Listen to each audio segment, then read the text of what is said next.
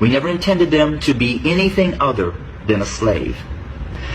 But they began to grow in number and in power, and eventually they fought their way to some freedom. So we became even more cruel, and to keep our black Americans down, we lynched. But yet they rose. So then we used the welfare system, the criminal justice system, to keep them down, to contain them, to destroy them. But yet they rose, and they're rising. Then we built prisons and jails to hold them. Yet they rose. And so now we are doing exactly what the Pharaoh did at the end, sending out a decree: kill them.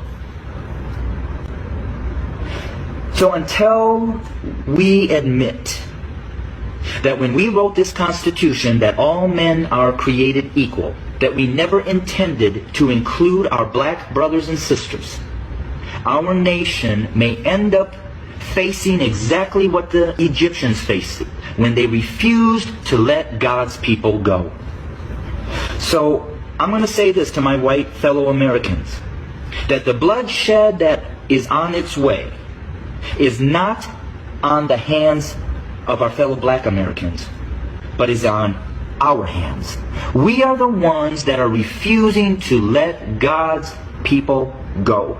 We are the ones that are refusing to acknowledge that we do not value our black brothers and sisters as equal individuals or equal Americans as us white men.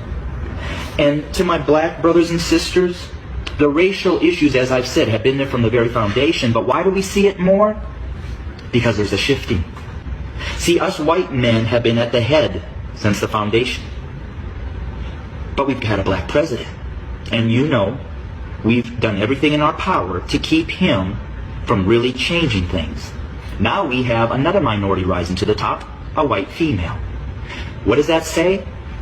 Those of us who are white men who have been at the head are now starting to see and fear that we are going to become the tail. And we know what we've done to you. And so now we're fearful that you're going to do to us what we have done to you. But I will say this. I've lived in a black community for 23 years. I've never been treated the way that this country has treated my black Americans. So I call out my white Americans to say we better heed, repent, acknowledge, and change.